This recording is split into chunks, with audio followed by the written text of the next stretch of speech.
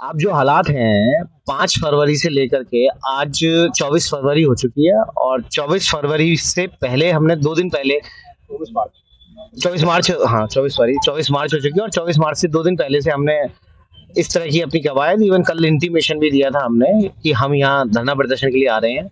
उसके पीछे कारण एक ही है, कोई दूसरा नहीं है कि हमें जो प्रशासन का ये जो निर्णय है जो सामने आया है कि कंसर्न एसएचओ साहब, मिस्टर राजकुमार नाम है इनका, राजकुमार जी को यहाँ पर दोबारा से बहाली दे दी गई है।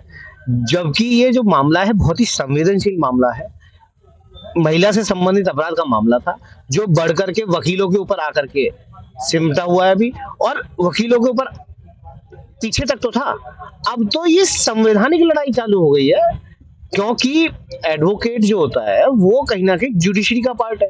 बार और बेंच अब मिलकर के जुडिशरी तैयार करती है।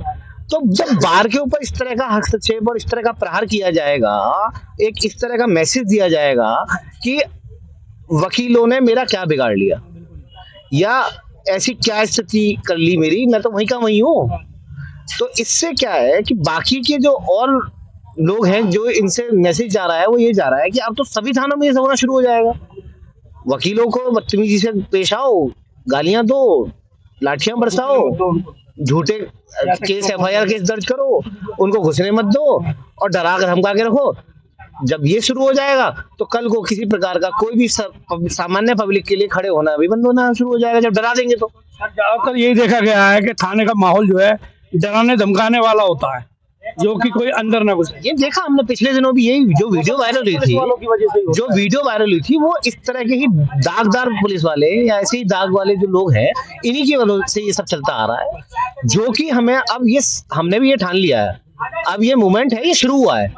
इस आंदोलन को यहाँ अभी खत्म ना समझा जाए, ये अब चाहे कई सालों तक भी लड़ना पड़े, हम सब मिलके लड़ेंगे। ये जनता को भी इसमें सबको एक होना पड़ेगा। चारों तरफ जिस तरह की स्थिति बनाई जा रही है, पुलिस प्रेसिडेंशियल एक शासन की, एक राज्य की स्थिति बनाई जा रही है जो कि गलत है। अब हालात सीधे सीधे हैं कि हम सबको संविधान के तहत काम करना, संविधान के तहत चलना और संविधान द्वारा दिए गए प्रदत्त अधिकारों के तहत हम सबको अपने अपने अधिकार हैं, तो दूसरे के अधिकारों का कहीं से भी हनन नहीं होने देंगे। और इसके लिए धरना प्रदर्शन से लेकर के और न्यायपालिका तक लड़ने तक, और इसके साथ साथ संसद तक भी लड़ना पड़ा तो हम बिल्कुल तैयार हैं। और जनता का भी हम आपका भी धन्यवाद देंगे कि आप साथी लोग यहाँ पे आए, हमारी आवाज हम सब तक पूरी जनता तक आप पहुंचाने का कार्य कर रहे हैं। जी जी, इसके लिए बहुत बहुत धन्यवाद आपका भी। और ये पहुंचना सब तक जरूरी है क्योंकि आज ये थाना है, कल दूसरा थाना है, परसों तीसरा थाना है, और ये थानों में इतनी गंदगी मच रही है और ऊपर अधिकारियों को बताए जाने के बावजूद ऊपर अधिकारी इनको शह दे रहे हैं और ऐसी स्थिति को बरकरार करने के लिए मौका दे रहे हैं इनको कि अब और ज्यादा करके आओ दोबारा। तो ये तो अपने आप में बहुत अन्यायपूर्ण बात है। और पीछे कुछ बातें ऐसी निकल के आई हैं जिससे हमें ये पता लगा है कि यहाँ पे जो संबंधित एसएचओ साहब हैं, ये उनका पहला मामला ऐसा नहीं है, इससे पहले भी उनके साथ कुछ चीजें जुड़ी हुई हैं जो समझ में आई है। उनके ऊपर SC ST के FIR ऑलरेडी रजिस्टर्ड है। उन्होंने एक NCW में पहले किसी महिला के खिलाफ तब भी कुछ कार्रवाई ऐसी करी थी जिसके बाद NCW ने उन्हें कन्विक्ट किया था और 50,000 रुपए का जुर्माना भी लगा था उनके ऊपर। और तो और द्वारका कोर्ट में कोई, अभी वो डिटेल्स भी मंगवा रहे हैं हम, द्वारका कोर्ट में किसी मजिस्ट्रेट कोर्ट ने उनके ऊपर उल्टा FIR का ऑर्डर भी किया हुआ है। तो एक ऐसे दागदार अधिकारी को आप फिर से इस तरह से बहाली करके दे रहे हो, वो भी पब्लिक डीलिंग वाली पोस्ट पे, तो इससे नियत साफ जाहिर है प्रशासन की कि वो रक्षक नहीं, बदमाशी करने के लिए तानाशाह बना करके हमारे बीच में लोगों को भेज रहे हैं। तो सर, जो विक्टिम आई थी रिपोर्ट लिखवाने पहले, तो उनकी रिपोर्ट लिखी गई नहीं? उनकी रिपोर्ट तो आज तक ऐसी ठंडे बस्ते में, बस जो तेजी से चला डिपार्टमेंट का वो सिर्फ इतना है कि इंटरनल इंक्वायरी तेजी से हुई है बस ऑफिसर की। बाकी जो लड़की जो आई थी अपनी कंप्लेंट लिखाने, आज तक वो न्याय के लिए भटक रही है। हम कोर्ट में उसका मुकदमा डाला है, सारी चीजें हैं, लेकिन आप ये देखिए कि थाने से किसी तरीके की जो कॉन्स्टिट्यूशन के अंदर थाने की जिम्मेदारी थी, SHO की जिम्मेदारी थी, वो सारी चीजें नहीं हुई है ना। और आप ये देखिए कि ऐसे ऑफिसर तो मैं कैसे भी जिम्मेदारी मान लूं कि ये पूरी हो सकती थी, कि इनकी जो क्वालिफिकेशन है तो बहुत लंबी है। अभी मेरे साथी अधिवक्ता ने बताया इनके खिलाफ द्वारका के अंदर SC ST का मुकदमा इनके खिलाफ दर्ज है, कोर्ट के ऑर्डर पे इनके खिलाफ एफआईआर के ऑर्डर हो रखे हैं, डीसीपी को इंस्ट्रक्शंस हैं। कमिश्नर ऑफ पुलिस ने उस टाइम भी विजिलेंस की इंक्वायरी इनके खिलाफ इनिशिएट की थी, वो विजिलेंस की इंक्वायरी ठंडे बस्ते में डाल दी। आप ये देखिए कि बाबा हरिदास नगर थाने में थे जब का ये मैटर है, उसके बाद से यहाँ है, उसके पहले भी है नेशनल ह्यूमन राइट कमीशन के अंदर भी इनके खिलाफ केस डला था, वहां पे भी ये कन्विक्टेड है। 50,000 रुपए का जुर्माना इन्होंने भुगता है। जब सारे डिपार्टमेंट, सारी एजेंसियां ऐसे ऑफिसर के खिलाफ ये बोल रही है कि ये ऑफिसर जिम्मेदार नहीं है, और नेशनल ह्यूमन राइट कमीशन की रिपोर्ट में स्पेसिफिकली इनके बारे में ये बोला है he is habitual for custodial torture. मतलब क्या है कि ये कस्टडी में रख के लोगों को पीटते हैं, मारते हैं, 3rd डिग्री देते हैं। जब ऐसे इनसेंसिटिव ऑफिसर यहाँ बैठे हैं तो आप सेंसिटिविटी की उम्मीद इनसे कैसे कर सकते हैं? आप ये देखो, और इतना इनसेंसिटिव डिपार्टमेंट भी हो रहा है कि साथ साथ जो अपने ऑफिसर को बचाने का काम तो करता है, लेकिन ऐसे बच्चे या ऐसी महिलाएं जिनके साथ गलत हो गया इनको कुछ अलग नहीं करना था, इनको सिर्फ उतना ही करना था जो कानून के तहत इनकी जिम्मेदारी है। ये कॉग्निजेबल ऑफेंस है। आपके पास कोई महिला विक्टिम आती है, वो जिस समय अपनी कंप्लेंट आपको देती है और ये बात डिस्क्लोज होती है कि जो वो कंप्लेंट दे रही है वो कॉग्निजेबल ऑफेंस है, यानी ऐसा अपराध है जिसके अंदर आपको पहले नहीं एफआईआर दर्ज करनी है, वो सबको छोड़ करके पुलिस उसके खिलाफ ही मुकदमे लगाने में व्यस्त हो जाती है। मैं ये देख रहा हूँ कि पूरा थाना उस एक्यूज को बचाने में लग गया, अपने दामन पे भी चीट लगवा ली, लेकिन उस लड़की को न्याय नहीं दिला पाए। आप ये देखिए, डिपार्टमेंट भी ऐसा ही है।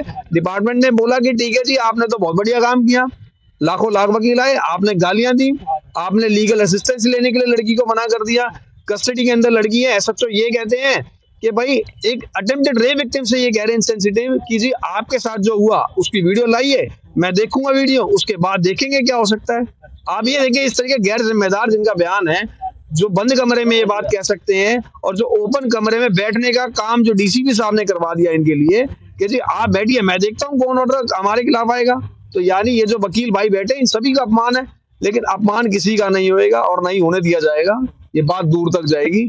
और हमारी बात अगर दिल्ली पुलिस कमिश्नर साहब सुन रहे हैं, दिल्ली की सीएम रेखा गुप्ता जी सुन रही हैं, तो आप बात ये देखिए, मैं आपके चैनल के माध्यम से एक सवाल पूछता हूँ आपसे। अभी कुछ दिन पहले का भरत विहार शायद पुलिस स्टेशन था जहाँ के नहीं भरत नगर पुलिस थाने का एक मैटर था जिसके अंदर एक एसएचओ साहब की वीडियो वायरल हो गई।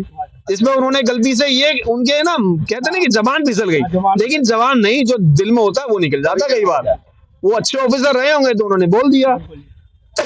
उन्होंने हालांकि टिप्पणी गलत कही, उन्होंने टिप्पणी ये दे दी कि जी मैं तो आपके लोगों को बंद कर देता हूँ एनडीपीएस में और इसमें बंद कर देता हूँ, लेकिन जो नेता लोग हैं ये लोग मुझे कॉल कर देते छुड़ाने के लिए। आप ये देखिए कि 1 घंटा नहीं लगा, उस ऑफिसर का सस्पेंशन हो गया, उनको हटा दिया गया अपने पद से। जब आप बात देखिए कि जब ये बात नेताओं की है, जब ये बात दिल्ली की मुख्यमंत्री श्रीमती रेखा गुप्ता जी की है, जब आपका डिपार्टमेंट इतना तेज है, आपके डीसीपी आकर के स्टेटमेंट देते हैं कि उन्होंने गैर जिम्मेदाराना बयान दे दिया, लेकिन मैं बात कह रहा हूं दिल्ली के अंदर लगभग 4 से 5 लाख प्रैक्टिसिंग लॉयर हैं। उन लॉयर्स की बात कौन करेगा? उन लॉयर्स के सम्मान को कौन देखेगा? बार काउंसिल ऑफ दिल्ली देखेगी, बार काउंसिल ऑफ इंडिया देखेगा, या डिस्ट्रिक्ट कोर्ट की बार देखेंगी? कौन देखेगा? उसको तो प्रशासन को ही देखना पड़ेगा। और प्रशासन को ये बात समझनी पड़ेगी कि जो आप सागरपुर में जो चीजें आपने करी हैं, जो आपने तिलक नगर में करी, आपने हरिनगर में करी, अशोक विहार में करी, निहाल विहार में करी, कश्मीरी गेट में करी, इन चीजों से वकील डरने वाले नहीं है। आप एक वकील के खिलाफ करोगे, 10 वकील आपको मिलेंगे जवाब देते हुए, और हम जवाब देना अच्छे से जानते हैं, कानूनी तौर पे भी और इस धरने के माध्यम से भी। आवाज जो प्यार से कही जाएगी वो दूर तक जाएगी, इसी में हम विश्वास करते हैं। अब हम एकजुटता की तरफ बढ़ रहे हैं, और जब एकजुटता आ जाएगी तो दिल्ली पुलिस या सरकार इस बात को बिल्कुल ना भूले कि दिल्ली पुलिस की भी जो अब संख्या बल है ना, वो 90,000 से 1 लाख के बीच में ही है, और वकीलों का संख्या बल जो है ना, जैसा कि अभी भाई ने बोला, 2.5 लाख से 5 लाख के बीच में है इस दिल्ली के अंदर। तो ऐसी स्थिति पैदा ना होने दें कि एक अराजकतावादी माहौल तैयार हो और पुलिस का भी डर बिल्कुल खत्म हो जाए, और नेताओं को भी जो ये अलग अलग तरीके से लीपापोती करने में लगे हुए हैं सभी मसलों को, सभी मामलों को, वो सिचुएशन सब उभर के आ जाए, ये सब मैसेज पहुंचाना। तो अभी आपने देखा जी, अभी वक्ताओं ने क्या कहा, तो इनकी बात सुनी जाए और ये बात जो है नेताओं तक भी पहुंचाई जाए और ऊंचे अफसरों तक भी पहुंचाई जाए। मैं एनसीआर समाचार से विनोद कुमार।